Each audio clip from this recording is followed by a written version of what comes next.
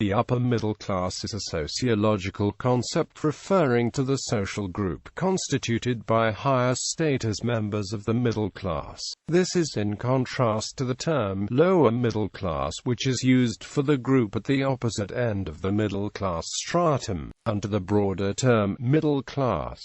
There is considerable debate as to how the upper middle class might be defined. According to sociologist Max Weber, the upper middle class consists of well-educated professionals with graduate degrees and comfortable incomes. The American upper middle class is defined similarly, using income, education and occupation as the predominant indicators. In the United States, the upper middle class is defined as consisting mostly of white-collar professionals who not only have above-average personal incomes and advanced educational degrees but also a higher degree of autonomy in the work. The main occupational tasks of upper-middle-class individuals tend to center on conceptualizing, consulting, and instruction. American upper-middle class.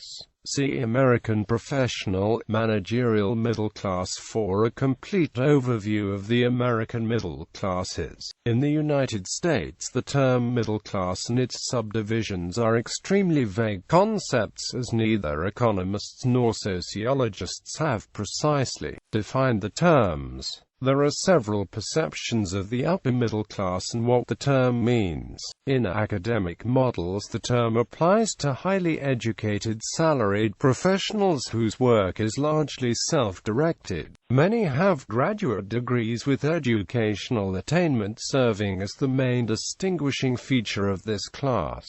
Household incomes commonly may exceed $100,000, with some smaller one-income earners earning incomes in the high five-figure range. Typical professions for this class include lawyers, physicians, psychologists, certified public accountants, pharmacists, optometrists, stockbrokers, dentists, engineers, professors, architects, school principals, urban planners, civil service executives, and civilian contractors. The upper middle class has grown, and its composition has changed. Increasingly, salaried managers and professionals have replaced individual business owners and independent professionals. The key to the success of the upper middle class is the growing importance of educational certification. Its lifestyles and opinions are becoming increasingly normative for the whole society.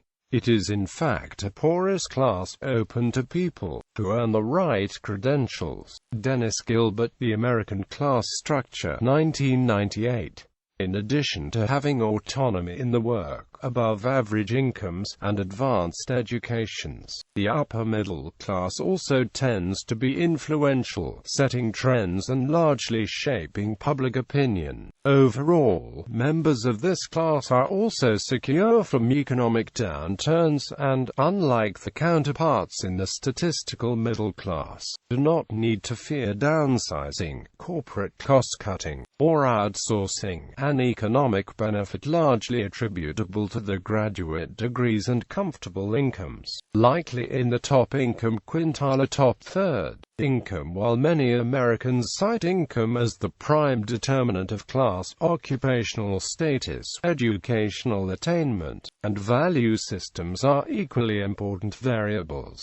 Income is in part determined by the scarcity of certain skill sets. As a result, an occupation that requires a scarce skill, the attainment of which is often achieved through an educational degree, and entrusts its occupant with a high degree of influence, will usually offer high economic compensation. The high income is meant to ensure that individuals obtain the necessary skills and complete their tasks with the necessary valor. There are also differences between household and individual income. In 2005, 42% of U.S. households had two or more income earners. As a result, 18% of households but only 5% of individuals had six-figure incomes. To illustrate, two nurses each making $55,000 per year can out-earn, in a household sense, a single attorney who makes a median of $95,000 annually. Sociologists Dennis Gilbert, William Thompson and Joseph Hickey estimate the upper middle class to constitute roughly 15% of the population. Using the 15% figure, one may conclude that the American upper middle class consists strictly in an income sense of professionals with personal incomes in excess of $62,500, who commonly reside in households with six-figure incomes. The difference between personal and household income can be explained by considering that 76% of households with incomes exceeding $90,000 had two or more income earners. Note that the above income thresholds may vary greatly based on region due to significant differences in average income based on region and urban, suburban, or rural development. In more expensive suburbs, the threshold for the top 15% of income earners may be much higher. For example, in 2006, the 10 highest income counties had median household incomes of $85,000 compared to a national average of about $50,000.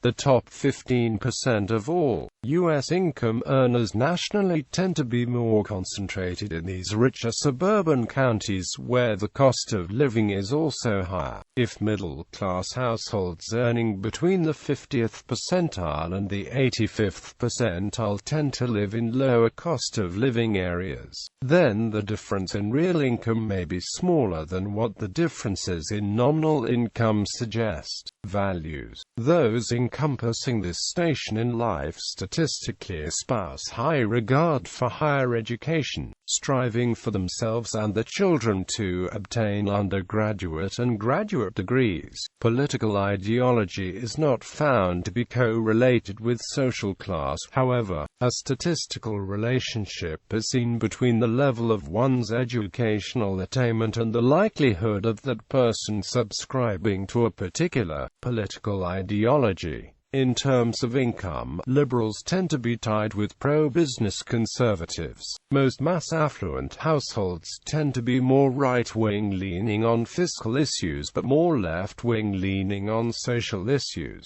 The majority, between 50% and 60% of households with incomes above $50,000 overall, not all of whom are upper middle class, supported the Republican Party in the 2004 and 2006 elections. Nevertheless, those with graduate degrees overall statistically favor the Democratic Party. In 2005, 72% of surveyed full-time faculty members at four-year institutions, the majority of whom would be considered upper middle class, identified themselves as liberal. The upper middle class is often the dominant group to shape society and bring social movements to the forefront. Movements such as the peace movement, the anti-nuclear movement, environmentalism, the anti-smoking movement, and even in the past with blue laws and the temperance movement have been in large part products of the upper middle class.